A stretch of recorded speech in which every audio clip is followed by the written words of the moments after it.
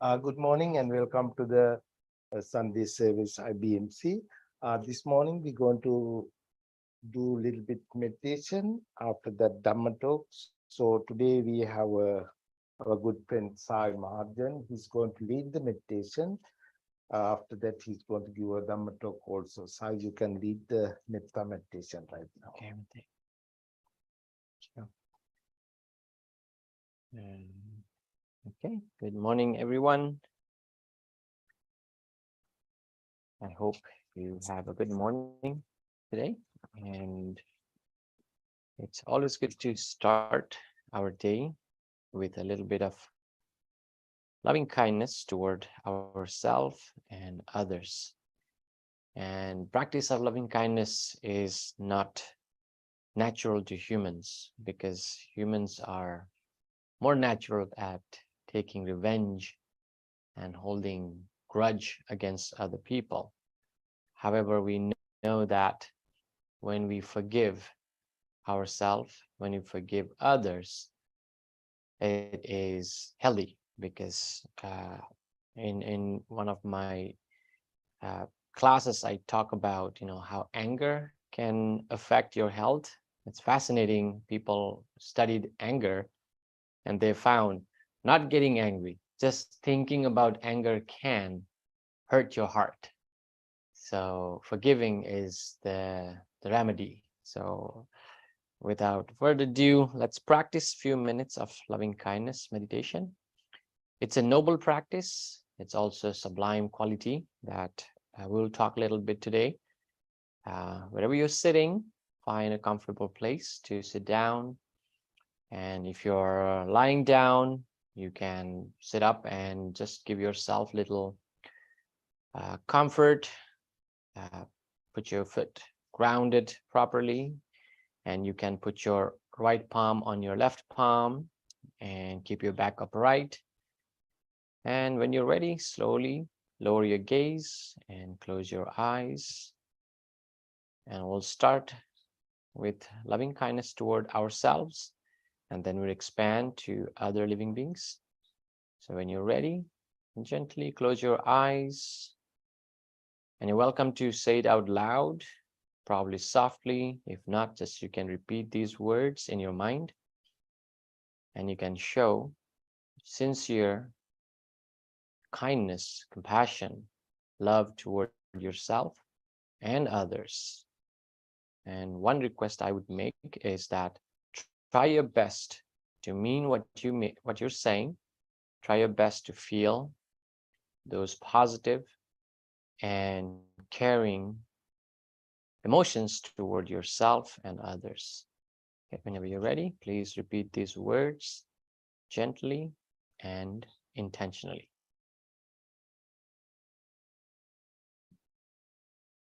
May I be free from hatred.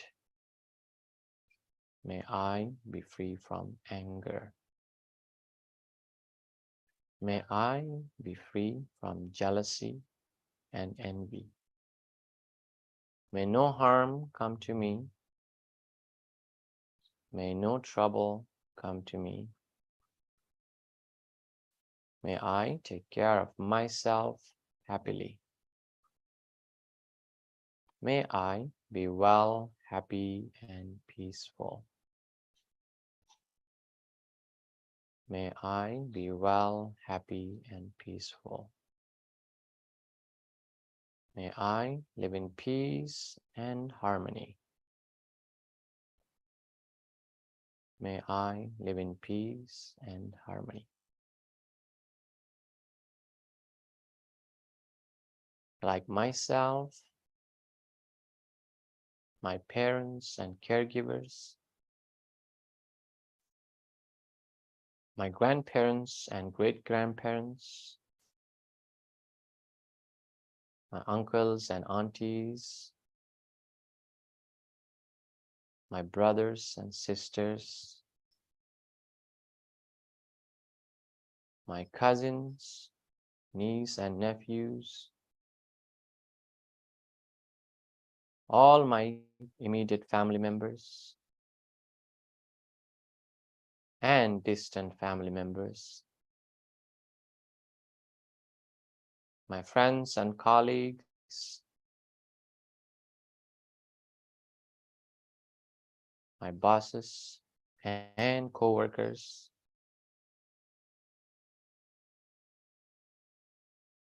all human beings I'm in contact with, all human beings that I've seen and heard of, all human beings in this town, this city, state, and country, all human beings in this entire world, near and far, poor and rich, strong and weak, healthy and sick, all living beings, including two-legged, four-legged, or many-legged animals, animals on ground, animals in the sea and the sky,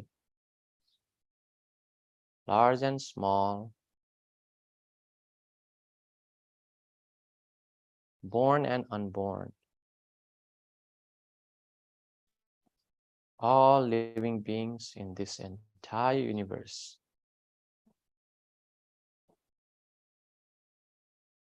May they be free from anger. May they be free from hatred.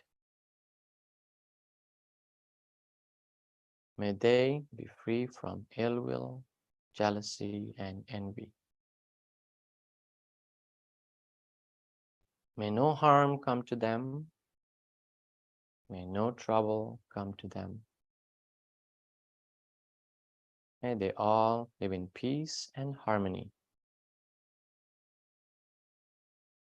May they all take care of themselves happily.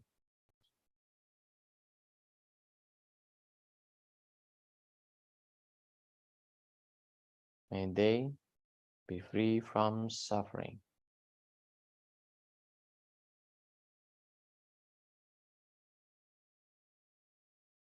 May they all live in peace and harmony. May they all live in peace and harmony. May they be well, happy, and peaceful.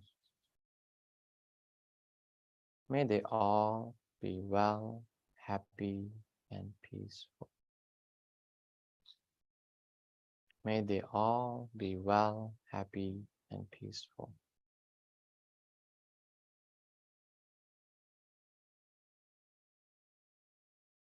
I seek forgiveness from those whom I offended, mentally, physically, or verbally, intentionally or unintentionally. May they all forgive my mistake. May they all forgive my mistake. May they all forgive my mistake. I forgive all of them, those who offended me, mentally, verbally, or physically, intentionally or unintentionally. I forgive all of them. I forgive all of them. I forgive all of them. May we all live in peace and harmony. May no harm come to us. May no trouble come to us.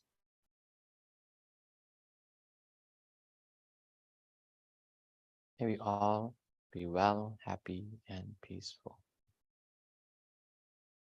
May we all be well, happy, and peaceful.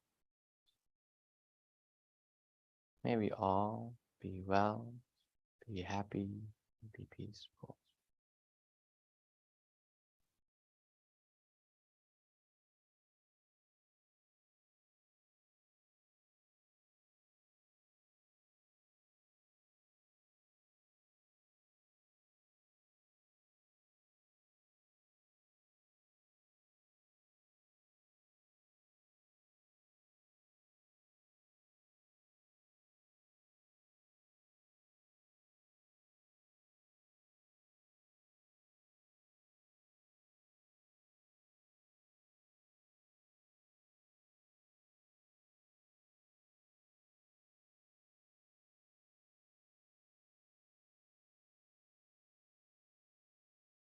Sadhu, sadhu, sadhu.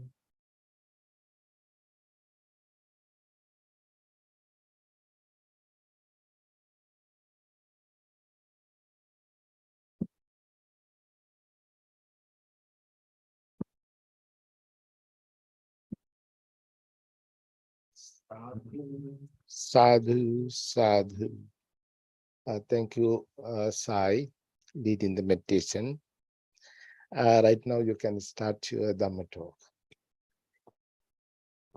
Good morning, everyone. Once again, I hope that brief mindfulness was, loving kindness was uplifting.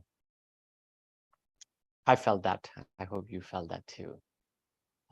Because, like I mentioned, humans are, we are programmed to remember mostly negative life events than the positive ones. And unfortunately, we forget to show gratitude toward life and the value of our life. So the Buddha recommended to practice loving kindness even for a minute or two whenever you have a chance, because it's a medicine to our ill will, our hatred, our anger.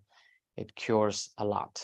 Again, in loving kindness sutta, Mettani Sangsa, there are 11 types of benefits, and most of them are very obvious benefits. Sukhang supati, sukhang patibujjati. You're able to sleep peacefully. You're able to wake up peacefully. Napapakang supinang pasati. You don't have nightmares. So how cool is that, right? People take a lot of medication just to cure a sleep problem, and Buddha gave no cost medicine for sleep problems. You have no nightmares. Napapakang supinang pasati, manusanang piyohoti. You will be a likable person to humans. Amanusanang piyohoti. You will be likable to non-humans. That means animals, maybe gods, that if there are any. So you will become attractive to those beings. And there are a lot of stories during the Buddha's time.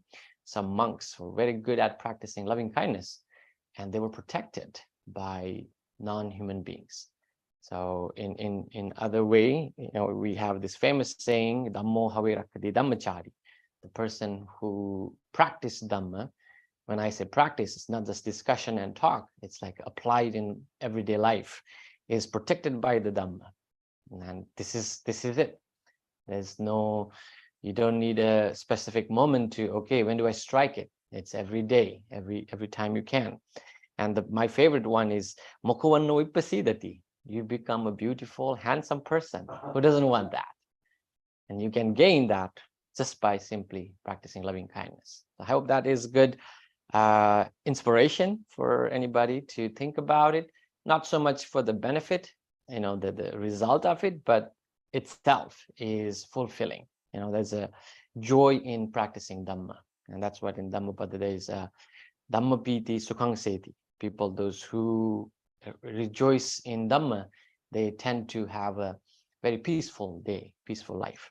So I wanted to focus a little bit on the topic that we've been talking from mental factors. And today, actually, two of them are called appamanya, the limitless. So perfect match for the topic. And there are four of them are considered supreme, sublime qualities. You have heard of that. In Pali, it's called Brahma Vihara. And Brahma is the term we all know, the supreme God. That's in pretty much any language you have, any religion you hear about the supreme gods or the higher power beings. And Buddha was very clever at using some of this term to explain human qualities. So instead of referring to an actual being, Buddha talked about Brahmas. They are no different than humans. Why? In a sense that they are still in samsara. If mosquito lives 7 days, and if mosquito think of humans who live at least 80 to 100 years, they might think like, man, these guys are gods. Why? Our lifespan is 7 days, and humans live for 100 years, seems infinite. So think of us being in a in a mosquito's position and looking at the other beings who live a lot longer, we think they are infinite. And Abhidhamma Buddha explained that's not true. Even the Brahmas, the gods, they have a limited lifespan. They live for eons, yes, thousands and thousands of years, but it is still finite. It ends. And there are a lot of stories who were born as Brahma and other supreme beings. They died and they fall into one of those lower lives because they didn't reflect what happens next. That's a story for a later time. I just happen to think of one fun story. But coming back to if you have limited time, so we need to think, how can you get most of it? And that Buddha introduced these 4 qualities: metta, karuna, mudita, and upekha. And in Abhidhamma, the 2 of them are considered limitless. That's just karuna and mudita. The other 2, metta and upekha, was already discussed a little earlier. And metta is the opposite of hatred. So when you say adosa, the person who is free from hatred, it starts there. So when you try to, and it's again not human nature. That's the interesting thing. Human nature is not forgiving. We don't forgive. We are not designed to. That's why we have to learn that quality. And when you say adosa, free from hatred, you're trying to forgive and forget, so you can live rest of your life peacefully. That's part. And the other part is it's encouraging you to do something which is more beneficial. Just not just free from hatred. Now you have to practice showing that love and compassion, the loving kindness. And the word is well coined, loving kindness. That it's not just the loving, it's not sensual attachment or attraction to that person, but your kindness is there. You're trying to show that I am okay to live with another human being. I'm okay to see that you made some mistakes, you did something harmful to me. I'm okay to let go of that and still show that care and love toward you. And the other one is in Abhidhamma, it's considered tatra majjatata. It's a different term than upekha. Upekha is equanimity, and tatra majjatata is they're in the middleness. I love this word. And if you are interested, you should look into it. It's about right time to talk, because we deal with a lot of discrimination. We deal with a lot of partiality, right? You and us, you and me attitude is all over the place. And Abhidhamma encourages to use this beautiful mental factor, tatra majjatata, that impartiality. They try to eliminate all the differences that we see based on skin color, height, wealth, power, whatnot. So I'm listening to a book on Unstoppable Us. It's about humans, how Homo sapiens came into power and conquered the whole world. And the book says that there used to be more than one human species, and now there's one left. That's Homo sapiens.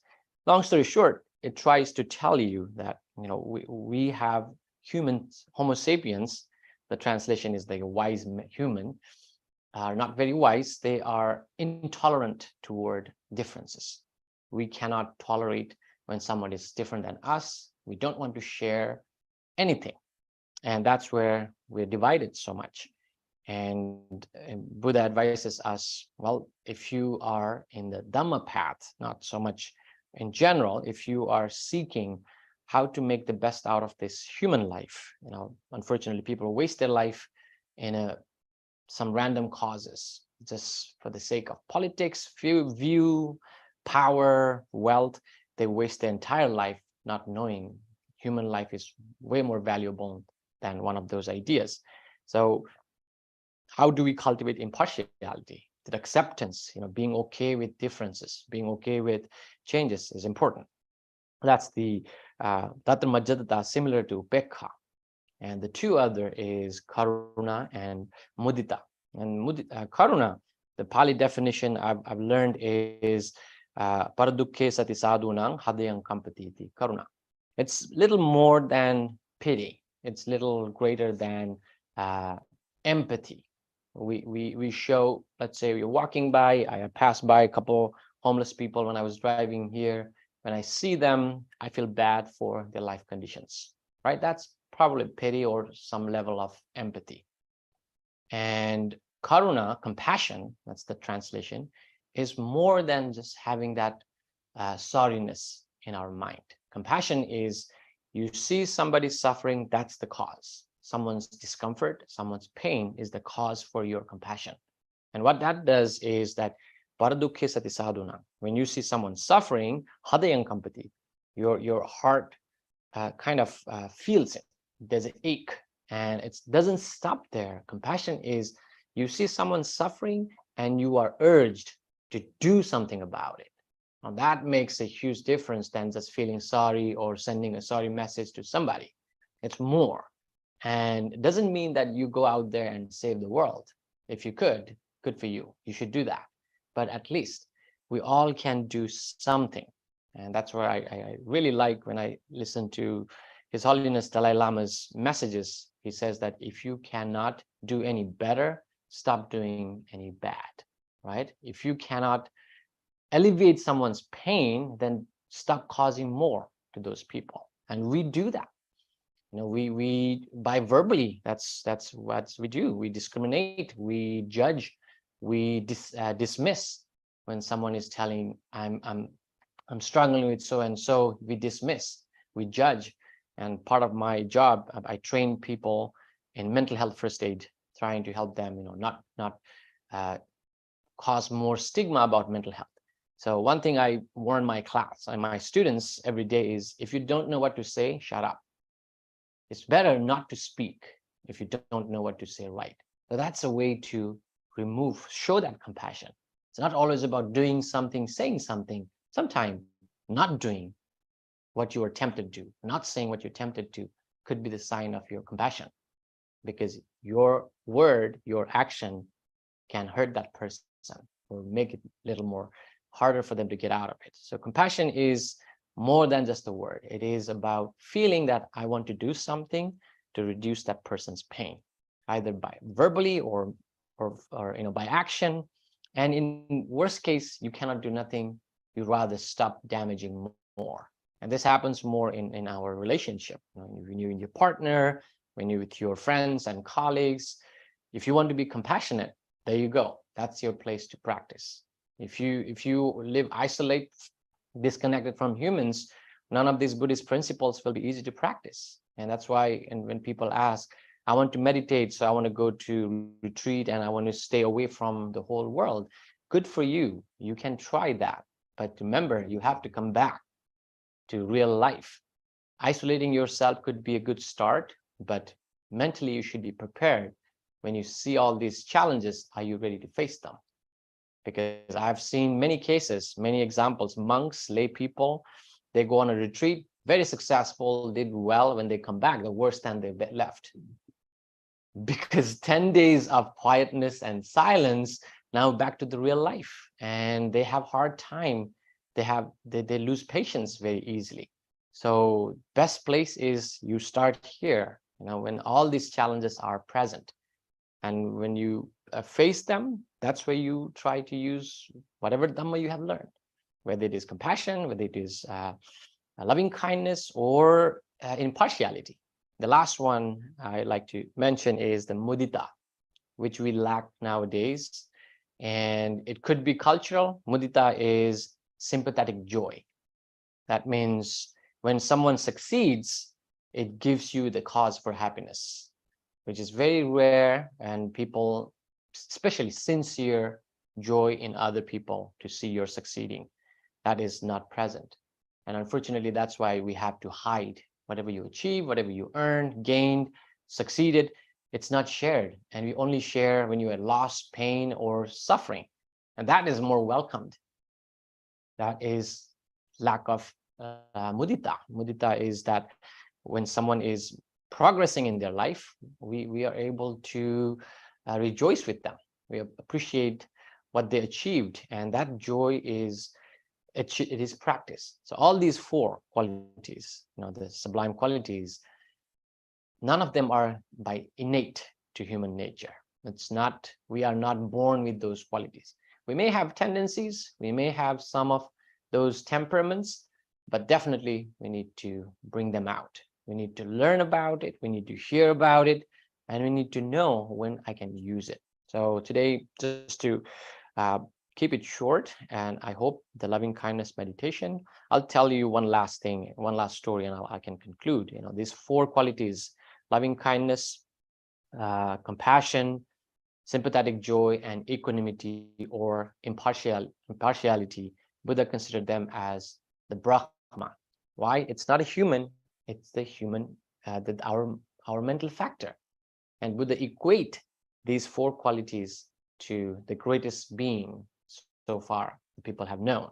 Why? Because this quality is present in the Buddha. And that's why Buddha is known for Mahakaruna and Mahapanya. And the other scenario that we tell, I used to tell this in Dhamma school, is that our parents are considered, in Sinhala, Gedara Budun, the Buddha in the house. Why parents were equated to the Buddha? Because of these four qualities. Parents, those who are sincerely raising their kids, do have these four qualities. They are very pro in showing loving kindness to their children, compassion, happy when they succeed, and also equanimous. If they have multiple kids, they're equanimous to all of them. So Buddha considered these four qualities in parents and the Buddha.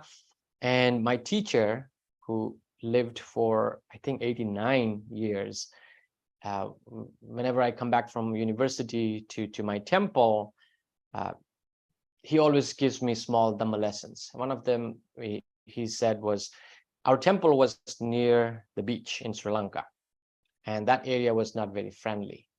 When I said not friendly, people are rough. They're the fishermen's, very rough language, rough behavior. And there was one day I asked, Bante, how come you stayed here? It's such a rough people, and you are so gentle. He's very gentle. And almost like I've heard my mentor said, like, you kill people by kindness. So that's what he did. He practiced loving kindness in his action, in his speech, and in his mind. And he told me for 55 years after his higher ordination, he spent 10 minutes every morning before he get off his bed, practicing loving kindness toward himself, the people in temple, and other people. And you see, and I wish you could see, you see that no matter how rough a person is, how rude a person is, when they come in front of my teacher, they are different. They cannot act the way they were, because my teacher always soft spoken, at least from the time I knew. And yes, he did kill people by compassion and kindness. So I want to be that guy someday. So I hope you will practice, whenever you get chance, practice a little bit of kindness, verbally and mentally, and also in your behaviors. Thank you so much.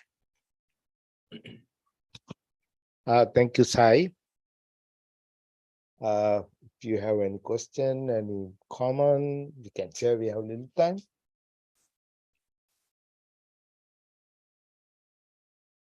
Yes. Yes. Well, thank you for your very beautiful talk today.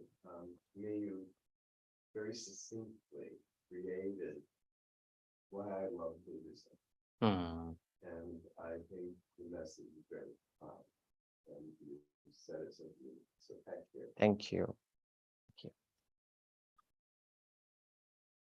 Yes, Thank you for the talk today. Yes, It was Mr. Ram. wonderful.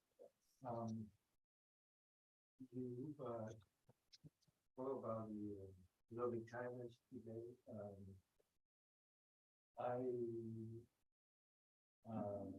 I've been practiced, and I apply in my life to every day, and I feel very, very effective. I feel a lot of joy, happiness. Actually, I got the result that wherever I go, whoever I contact with, feel wonderful because they treat me so nice, so helpful, all kind of thing. And I'm thinking probably because the way I apply the Dharma, I learned from loving kindness, compassion, or something like that. And really, I feel very happy. Even I'm getting older and my body ache and pain, but I understand that's the reason. Yeah. Learn away from that.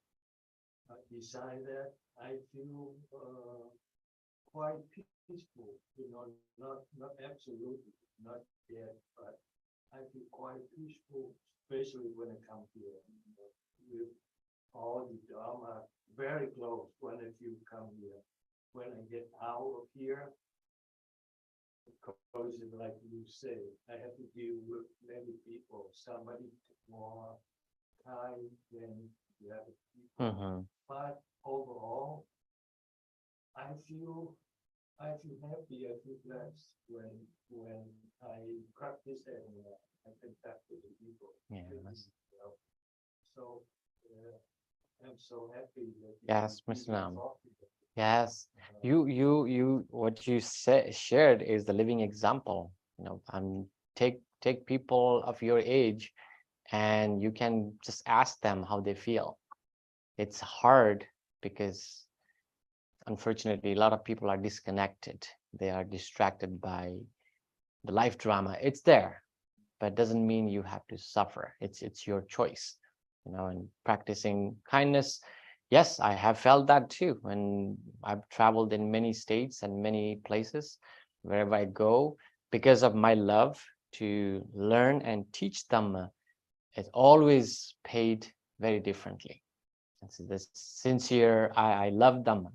I want to learn more. I want to practice more. And whenever I go to places, I felt the same way. People treat you because there's a sutta in Digha Nikaya, I think it's called Samanya Phala.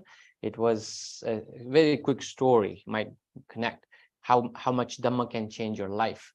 The king, this man used to work for this king, and he decided to become monk. And one day the king was visiting the temple, and he was bowing all the monks, new and old. And he passed by the new ordained monk and he bowed, who used to work for the king. It's very different than working for any government. It's king. It's like the God, living God. And the king went to the Buddha and asked, what is the benefit of becoming monk? Samanya Phala, that's the meaning. What's the benefit? And the Buddha simply, it's a long story, so I'm keeping it short, simply said like, did you just bow that guy? He said, yeah, they're all the new monks. Oh, that he used to work for you. So that's the immediate benefit of becoming monk. You get that, in this very life, that change because of following the Dhamma. So I think that stands for, when you practice Dhamma, it's not about like you deposit money and wait for your interest. It's right away.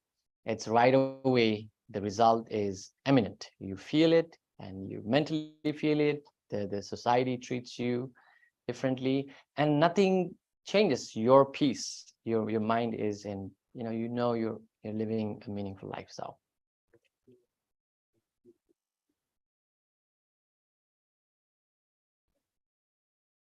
yes, Bante.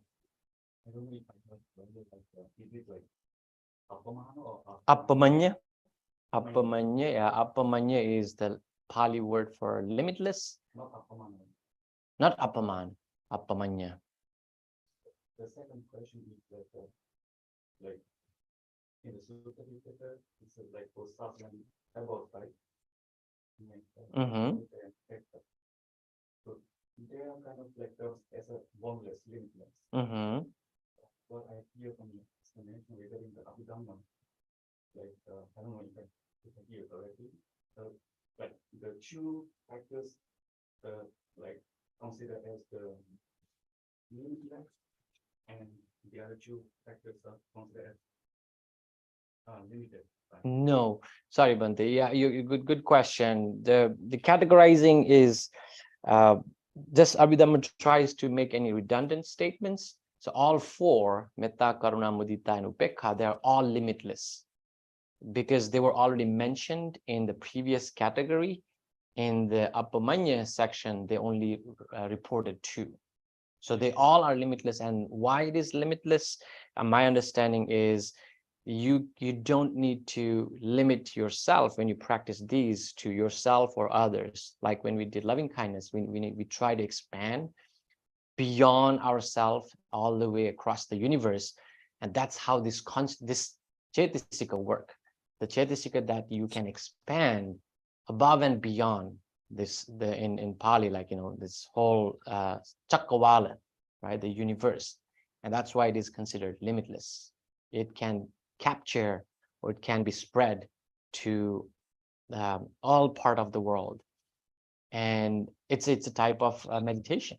So when you practice concentration, this could be the object for expanding your meditation. But they all are limitless, but it's just the category only included two to avoid redundancy. Does that answer your question, Bante? Yeah, because I feel like, what's your explanation regarding Abhidhamma is like, I felt like the two are really. Like, Oh, I see. They were in. Like, oh, the Sutta Pitaka is like Apama, like. They all are. Yes, they all are. When it comes to Abhidhamma, like, it's kind of little becomes spiritual when I feel like that, because we have I different see. type of, like, we have different version of Abhidhamma, like there was have different, Mhm. there was like like, yeah, we have a different other type of like Buddhist tradition.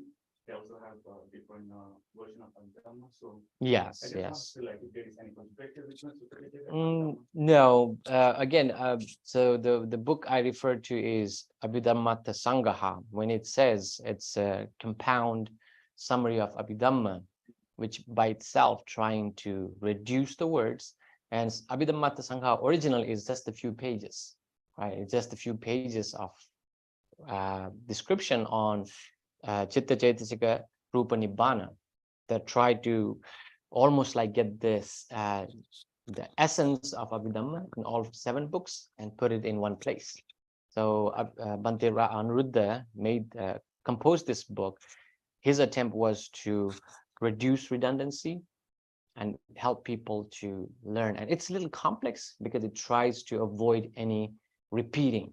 And if it repeats, then it will have a little description like Adosa and Tatamajjataka was already mentioned in previous section, and that's why we only have Karuna and Mudita. Does not mean it's contradicting. It's just the style of composing was to avoid repeating the same information in multiple sections. Whereas in Sutta Pitaka or any of the Sutta and Vinaya Pitaka, a lot of suttas, a lot of concepts repeat in many forms and many times. So that's the difference.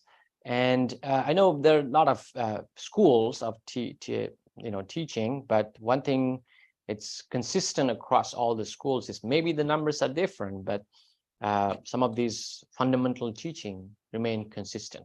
You take it Sarvastivada or Mahayana or Sunyatavada, they all have this fundamental teaching intact. Perhaps the way they practice, the ultimate goal may be slightly different, still not that different. For Theravada, we are happy with just becoming enlightened. In Mahayana, in general, the aspiration is to become a Buddha, which is not a bad thing. I mean, I fully agree with the principle. If you want to follow the Buddha and be like him, look at him, what he did. He sacrificed his own enlightenment for the sake of becoming enlightened one. And he could have become enlightened long time before the Sakyamuni Buddha, but he set aside, no, I want to be the Buddha because I can save more. So that's the aspiration. And Mahayana took on that and they aspired to become the enlightened one, the Buddha himself, or Buddha. So fundamental teachings are not very different. Maybe interpretations, people, if you read the contemporary interpretation, they might take a very complex form. But if you go back to the original text, whether it is in Sanskrit or Pali or Chinese, they do resemble, they do agree in the fundamental teaching. Otherwise, we would be in war, right? There's a harmony because of our fundamental belief about the Buddha and his teaching is not that different. And the ultimate goal is, let's get out of this samsara, right? Bante, was that good? Yes, Bante, yes. Thank you for questions, Bante. Thank you.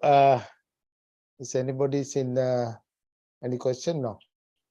All right. So then we can chant and we can have a few announcement. Sai, we are planning to beginning with the next month, not the Zoom. Going to stop the Zoom. That's good, Bante. I've been encouraging you. Yeah. We will have. So beginning with November, we are not going to be Zoom, but we are going to put in the YouTube, same time or later. So all the program is YouTube, you can see. We encourage people to come and be here with us. So all the teachers, they like to come to Sindo and they give a teaching here. So we'll see. I think slowly will come people. Because right now people getting lazy, they can, we don't have to go to temple, we don't want to driving. So Well, if you want to stay home, we'll get the COVID back. Yes. So people will try to come, I hope. So next Sunday is Subodha is going to give a Dhamma talk. And the next Sunday, I believe 15th and the 22nd, I myself not going to be here. I have to go to the Katina for the 2 temples. So after that, we will continue. I will continue to the last Sunday of this month. So we'll talk later after the service. Right now, we're going to chant the page 4 and page 10.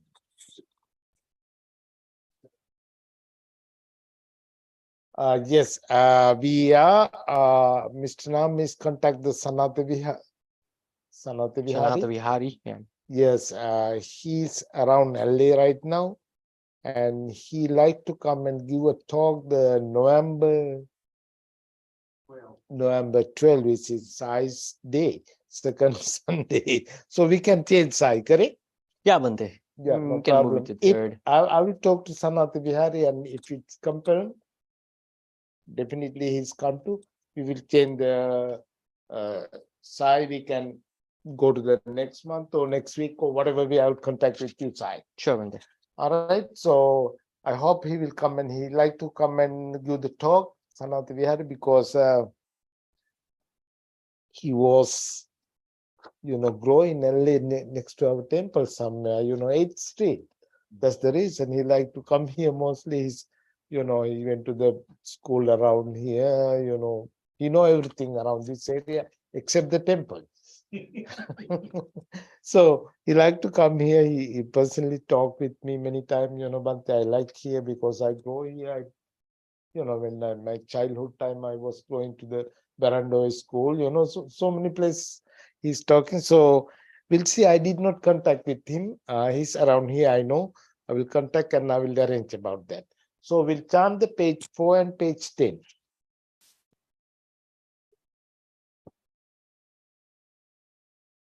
Namo tassa bhagavatu arahato Samma Sambuddhassa. Namo tassa bhagavato arahato samma sambuddhassa. Namo tassa bhagavato arahato samma sambuddhassa. Buddhang saranam gacchami. Dhammang saranang gacchami. Sanghang saranang gacchami. Sentient beings are numberless. I vow to save them all. Deluding passions are inexhaustible. I vow to study more. Dharma grades are limitless. I vow to study them all. Buddha's way is supreme. I vow to attain.